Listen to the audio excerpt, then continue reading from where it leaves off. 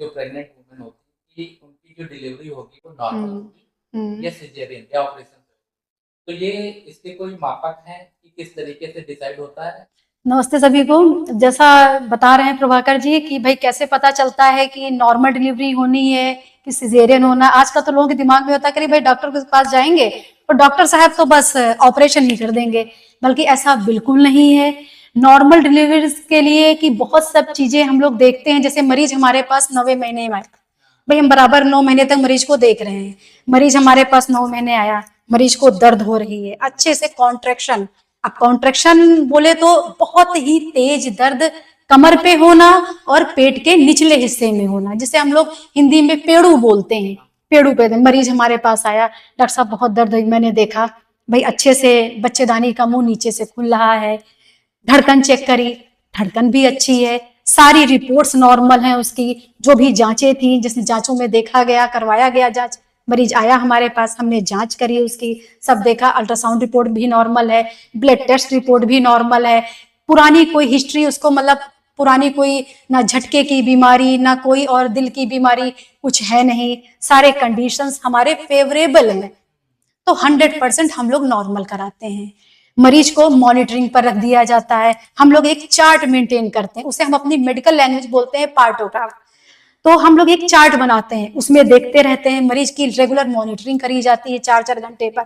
देखते हैं बच्चा नीचे डाउन हो रहा है, बच्चेदानी का मुंह खुल रहा है, बच्चे की धड़कन भी बिल्कुल नॉर्मल आ रही है। 100% हम नॉर्मल डिलीवरी कराते हैं।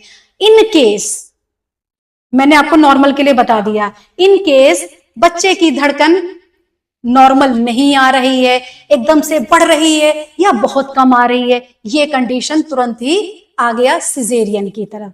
दूसरी चीज, बच्चा नीचे खिसक नहीं रहा है, जिसको हम लोग बोलते हैं नॉन प्रोग्रेस ऑफ लेबर।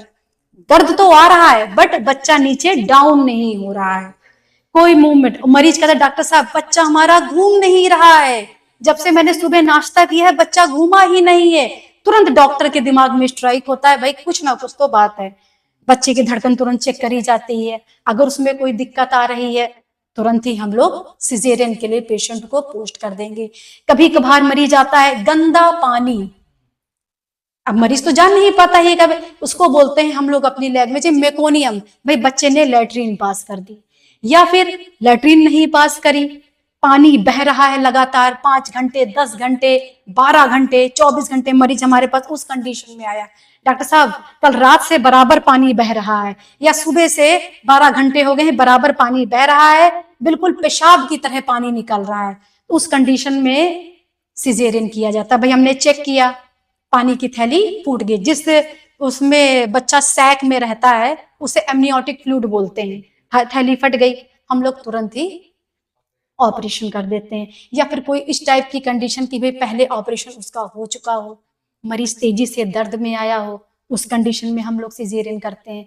तो बहुत से ऐसे कंडीशंस आती है, मरीज को कभी झटके की बीमारी रही हो, या मरीज हमारे पास ही झटके में आया हो, या मरीज को दिल की कोई बीमारी हो, तो उस कंडीशन में हम लोग रिस्क बिल्कुल नहीं लेते हैं। या कभी कभार ये भी हो जाता है कि भाई मरीज के 4-5 बच्चे लगातार गड़बड़ हो गए हैं, पहला बच्चा किसी कारणवश 7वें 8वें महीने में खत्म हो गया, तो उस कंडीशन में रिस्क नहीं लेना चाहिए।